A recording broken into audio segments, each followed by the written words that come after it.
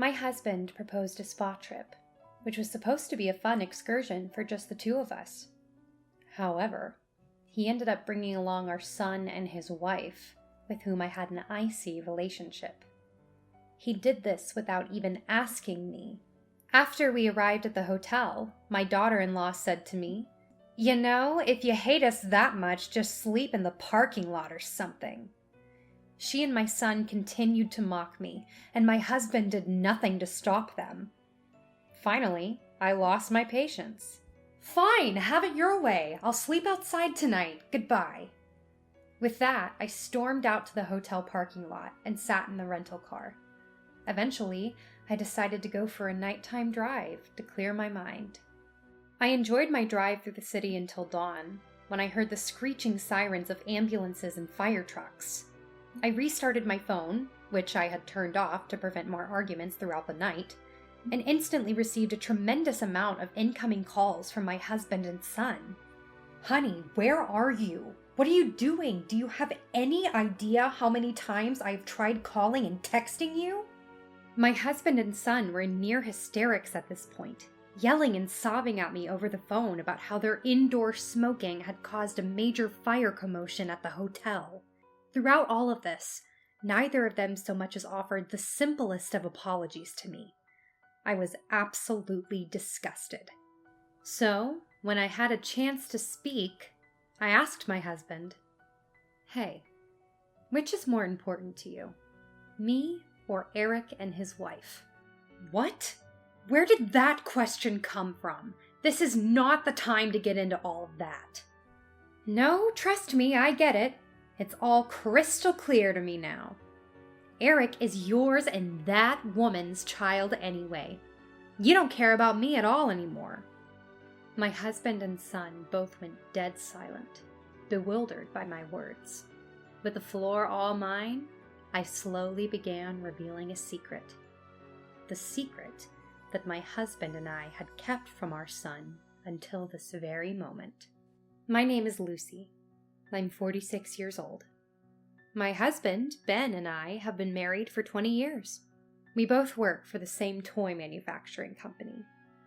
We have a son, Eric, who recently married his college sweetheart, Amy. To those around us, we seem to be a normal, happy family, but everything is not as it seems. One evening, when I was cooking dinner after work, I saw that my husband was in his office doing some research on the computer. "Ben, what are you up to in there?" Genuinely curious, I peeked into the office to see that Ben was scrolling a travel agency website. He looked back at me and said, "I was just thinking that it's past time we made some travel plans." I replied, "A trip? That sounds great!" I squealed in excitement. "You know, we're both always working, so we don't get many opportunities for a nice little vacation. I want to get out there and stretch my wings once in a while, don't you?" "Yes, I absolutely do. I've been thinking the same thing." Thankfully, we were entering our company's off-season, so it was easy for the two of us to take some time off. Just thinking about the trip made me so excited. My husband was helpful around the house right after we got married, but he eventually stopped doing housework altogether, saying he was always too tired after work. So I was left to do most of it myself. Working and doing all that housework was starting to get exhausting, but a trip like this would be just what I needed to relax and blow off some steam. Most of all, I was just overjoyed that my husband, who seemed to be only interested in himself and his work, and rarely even spoke to me on some days, wanted to go on a vacation together. I've already started planning the trip, and it's going great, but there is something that I'm not sure I should even tell you. Something you shouldn't tell me? Well, now I really want to know. What is it? You probably already know where this is going, don't you? It's about Eric and Amy. Upon hearing the names of my son and his wife, my smile instantly faded. Yes, that's right. My son, Eric, has seemed to genuinely dislike me ever since junior high. He mostly ignores me when I call out to him, and on the rare occasion that he does respond, he says, "It's nothing, Mom," or "Don't talk to me." In the worst cases, he would say, "Get back to cooking." or just give me my allowance. Sometimes he would even lock the front door of the house and put a chain on it so I couldn't get in. At first, I thought it was just a rebellious phase. You know, the kind that every kid goes through. But when his awful behavior continued for several years, I started to get worried and consulted my husband about it several times. However, I got the same answer every time. That's just part of being a teenager, isn't it? You were a kid once too, you should understand. He never tried to discipline Eric, no matter how badly his behavior affected me. I really did try to understand, but no matter how many times I tried to confront Eric, his attitude and behavior never seemed to change. When he married Amy, I wasn't invited to the wedding, nor did I receive any kind of thank you when I sent a letter of congratulations. Eventually, he brought Amy to our house to introduce us. From the moment I met her, I knew we were not compatible. With her brightly dyed hair, pierced ears, gaudy makeup, and flashy clothes, she looked about as bold as she acted. Amy acted normally in front of my husband and Eric, but as soon as she was alone with me, she dropped the act. She sat there staring at me, glaring. Then she said, "No wonder Eric hates you." With those blunt words and hateful expression on her face, I realized that she was actually a perfect match for Eric. As you might have guessed, they had no children and seemed to be living, let's say, freely. Even though she hated me just as much as Eric did, they came by the house pretty often. Every time they came over, they did nothing but linger around and say abusive things to me, but they would often stay until dinner. Each time, I would do all the meal preparation and cleanup by myself. During dinner, he would always demand that I bring him additional drinks and snacks, no matter how much food was already on the table. It always hurt my feelings and made me uncomfortable.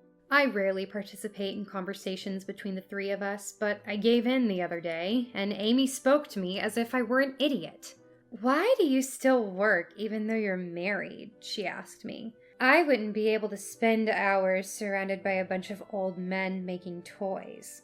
Mind you, Amy doesn't work because she insists on Eric providing for her. But it seems that Amy has a strong habit of slacking off and wouldn't last long even if she did find a job. I sighed as Amy happily talked about skipping work at her old part-time job. Unable to bear such selfish and arrogant behavior from the two of them, I once again asked my husband for advice, to which he said, "Eric is still growing out of his rebellious phase, and maybe he is a bit troubled, but surely Amy isn't so bad, right?" "Amy treats me like a housekeeper just like Eric does. I have a job too, and my body can't take it." "Well, I'm sorry, but I can't do anything about that." There was plenty he could do about it if he wanted to, but my husband was obviously just trying to avoid the conversation. Eventually, Eric and Amy stopped coming over. I don't know why exactly. Maybe they just didn't want to see me anymore, or maybe they decided they were financially stable enough not to need to depend on me for free dinners several nights a month. All I knew was that they weren't coming over anymore, and I wasn't having to deal with their arrogant behavior. However, it seemed like Ben was still meeting up with them pretty often. Sometimes Ben would come home and I could instantly smell Amy's perfume and the cigarettes she and Eric smoked together. I have asthma, and secondhand smoke could kill me, so I always begged Eric and Amy not to smoke in the house when they came over. Even though I wished things between Eric and I could be different, as complicated a feeling as it was, I felt peace by not having to see him and his wife. Above all else, I just couldn't bear their abuse anymore. Because of this, I tried my best to persuade my husband not to bring Eric and Amy along for our vacation. Ben finally relented, and I was beyond relieved. We decided on Miami as the destination for our spa trip. I looked at the guidebook every day, bought new clothes, and waited impatiently for the day to arrive. However, I had no idea what unwelcome surprise awaited me. On the first day of our spa trip, suitcases in tow, we arrived at the airport to leave for Miami. As we made our way to the gate, my husband suddenly stopped, turned around behind me, and said, "There you are, you two." "Hi, Lucy." I turned around at the familiar voice, and to my surprise, Eric and Amy were standing there. What? What?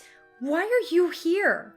Didn't Dad tell you? We decided to tag along with you guys to Miami. I froze in astonishment and glared at my husband. I heard that Eric and Amy were also hoping to plan a trip to Miami, so I asked them to join us. Don't be mad. I'll make sure everyone's on their best behavior. Ben knows how horribly they treat me, and he still chose to put their wishes above mine? I had worked so hard for this day. I put an extra effort at my job and even went on a diet, and now all of it was ruined. I just wanted to give up and go home. There was no use going to Miami if I was just going to be miserable the whole time. As I was about to turn around and go back the way I came, Eric and Amy stopped me. Mom, I have wanted to fix our relationship for the past 11 years, but I just didn't know how to be honest about my feelings. That's why I always acted the way I did. I also understand that I haven't always treated you fairly, but I couldn't change my attitude with the two of you always fighting, which made it hard to come over and spend time with you. You know what I mean. We don't want to complicate my relationship with you any further. I was astonished. Eric had never spoken to me like this before. It was a bit of an awkward situation for me because turning around and leaving would have made me the villain, so I had no choice but to agree with the whole arrangement and go to Miami as a family. Eric and Amy were in high spirits on the plane and ordered several drinks. My husband sat next to me, smiling ear to ear the entire plane ride. I, on the other hand, was still feeling something strange in my heart, but decided to drown it out by looking out the window and watching the clouds go by. After arriving in Miami and renting a car, our trip began with an itinerary my husband came up with on the plane. Soon after, however, Eric and Amy began talking only to my husband, as if they were totally ignoring my presence. They also harassed me at tourist spots by making me fall into a puddle and getting all wet, and forcing leftover food on me at lunch. In the midst of this disquieting atmosphere, after dinner at the hotel, Eric and Amy came to our room for drinks. My husband went downstairs to grab some snacks from the hotel shop, and Eric and Amy came and sat on my bed without asking. Then, Eric pulled a lighter and a pack of cigarettes from his pocket. Hey, stop it! This is a non-smoking room! What the hell, Mom? It'll get vented out. It's not a problem. I rolled my eyes and stopped him from lighting the cigarette. I then looked over and saw that Amy had just pulled out a cigarette of her own. This sent me over the edge. I lost all my patience and started yelling at them. That's enough. This is a non-smoking room. If you don't follow the rules, you're going to get us kicked out. What's up with you being so mad about everything? You know I have asthma, and you also know that smoking isn't allowed here anyway. Disregard your own mother's health if you want, but you have to follow hotel rules. Ugh, Mom, you are way too serious. This side of you has annoyed me for so long. Smoking in a non-smoking room is beyond insane. You need to calm down. What's wrong with being a little excited on a trip and smoking a little? You know, if you hate us that much, just sleep in the parking lot or something. Amy's comment left me speechless. While I was trying to collect myself, my husband walked back in. Hey, I could hear you yelling all the way down the hall. What's going on? Why are you yelling? I can't do it anymore. I can't be with these two anymore. Lucy, what's wrong? They're trying to light their cigarettes even though they know this is a non-smoking room. I begged you not to invite them so many times. Why did you let them come with us? It's unbelievable. The feelings I spent so long suppressing overflowed with tears. Eric and Amy looked at me with condescending smiles. You are so annoying, Mom. You're acting like you're better than us. You won't even take a sip of alcohol. You're not even trying to get along with us. At Eric's words, I finally felt something burn out in my heart. Fine, have it your way. I'll sleep outside tonight. Goodbye.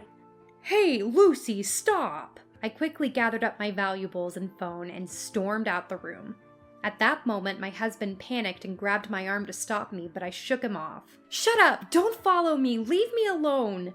With hurried steps, I left the hotel and headed for the parking lot. There was no sign of my husband following me. I got into the parked rental car and drove around Miami that night to clear my head. I had a bad feeling about this vacation from the moment I agreed to let Eric and Amy come with us. It turns out their feelings about me hadn't changed at all. My husband's hadn't either. Even though I tried so hard to persuade him not to, he still offered to bring Eric and Amy along without my permission. After this incident, it would be difficult for me to resume any kind of relationship with the two of them. And on top of that, there was also the secret about Ben and Eric that I was desperately trying to keep to myself. The more I thought about it, the angrier and sadder I felt. So I continued driving, trying to calm myself down.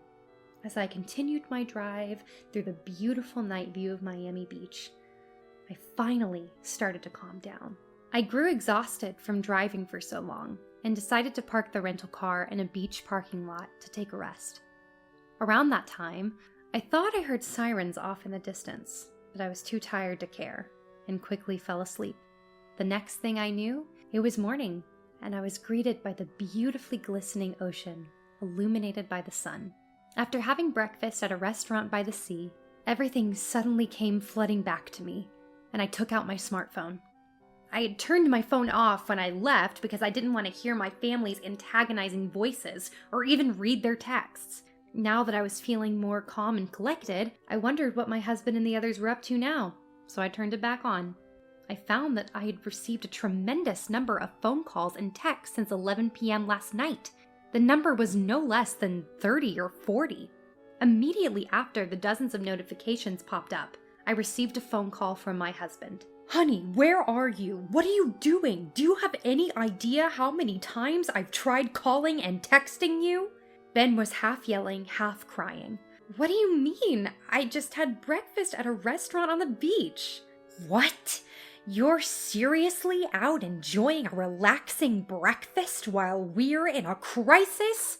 Eric's voice was also enraged. "What do you mean by crisis?" "I mean just as the word says. After you left, the three of us had a small party with cigarettes, wine, and snacks, and before I knew it, we all fell asleep. And when I woke up, the whole room was filled with smoke." "What? Was there a fire?" "That's right. From the looks of it, Eric and Amy never put out their cigarettes." "Is everyone all right?" "It was a minor fire, but fire trucks were rushing in and all the other people in the hotel had to be evacuated, and we're being blamed for causing it. Amy got slightly burned and was taken to the hospital, and now Eric and I have to go to the police station for questioning and apologizing to the hotel staff." Oh, so that's what the sirens were about last night. My husband tried to say something else, but it was hard to understand since he and Eric were both in near hysterics. It was something along the lines of, "The two of us can't leave, so can you just go to the hospital where Amy is and stay by her side until we can make it there?" What? Without a single word of apology to me, he put his son's wife first. Just like always. I was almost certain that he would never change.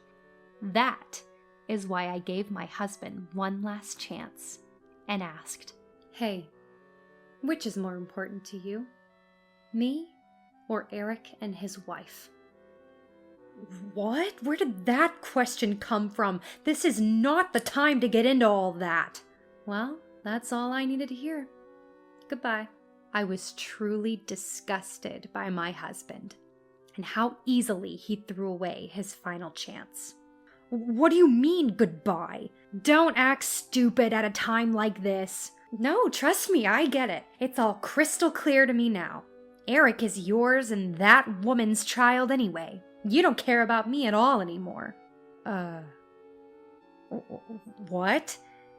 That woman's child? Me? What exactly do you mean?" Both Ben and Eric were stunned by my words. I took a breath and slowly began to reveal the secret that my husband and I had kept from our son until this very moment. "Eric, you are the child of your father and his lover." Eric was absolutely mortified by these words. And while Ben became even more flustered, I began explaining everything. Ben had a relationship with another woman many years ago. She was a subordinate at his workplace at the time. When I found out, the lover's belly was already getting bigger, and the woman cried to me, telling me that she would give me the child and begged me not to charge my husband for alimony and destroy his reputation. I thought she was the worst person to have ever lived. But at the same time, I was very distressed. The baby was too far along to be aborted, and I felt sorry for the child that she would eventually give birth to and leave at an institution. So, I decided to take in the child and did not charge my husband for alimony despite his unfaithfulness. But her workplace eventually found out about the affair, and she was fired. My husband's role in the affair was also exposed, but he received less publicity because he was the one raising their child. I also decided to raise the child as my own, even though we're not related by blood. Eric's rebellion started when he was in junior high. At first, I tried to think that it was normal behavior for a teenager, but it continued through high school and even into college, and it got worse and worse every year. All this time, I knew that Eric was the child of another woman, but I could not find the right way or time to tell him. Perhaps I just didn't want him to know the truth, because I was bound to him and his father out of love, and had raised him as my own for so many years. When I explained all of this to Eric, he shouted over the phone in pure shock. "How is this even possible? I'm the child of another woman? It's old and worn now, but there is proof. Do you want to see it? I make sure to keep it with me at all times because I know your father would destroy it if I left it at home. You're lying! You're saying you're not really my mother?" "I'm telling nothing but the truth. I've tried to be a real mother for so long, but I can't do it anymore. I guess we have had such a hard time getting along because your blood actually belongs to that cheating mistress of your father's." Hearing my words, Eric grew completely silent, as if he had nothing to say in return. My husband broke the silence by verbally attacking me. "You promised never to tell him." "Maybe I did, but promises don't matter between us anymore. Just be thankful that I put up with you for 24 years. Goodbye." My husband continued to scream at me, but I hung up the phone and quickly blocked him, along with Eric and Amy for good measure. After that, I returned home after enjoying the Miami trip alone without ever going back to the hotel or hospital. I then packed up my belongings and brought everything to my parents' house, prepared the divorce papers, and sent them to my husband. Afterwards, a colleague at work told me what happened to the 3 people I used to consider family. He told me that the police had berated them for a long time about smoking in the non-smoking room. Then, the hotel demanded a large amount of compensation from them for property endangerment and causing a disturbance. Ben, Eric, and Amy would have to somehow come up with that large sum of money on their own. Later, with the help of a lawyer hired by my parents who heard about the situation, Ben and I quickly finalized our divorce. Furthermore, word of our separation quickly spread throughout our workplace, and Ben, who was not performing as well as he used to, quietly resigned. I heard that Ben was unable to find a new job, borrowed money from all kinds of acquaintances, and finally went broke. Eric's income and mental state have, apparently, also become unstable due to this incident. He and Amy have been arguing every day and are deeply unhappy in their marriage due to the stress of their increasingly difficult life. As for me, I found myself completely absorbed with the beach's charm, and now I go back to Miami several times a year with my parents and friends. My work life is better than ever, and my hard work is being recognized more than ever before without Ben around to steal my thunder. I have been appointed as manager of the accounting department.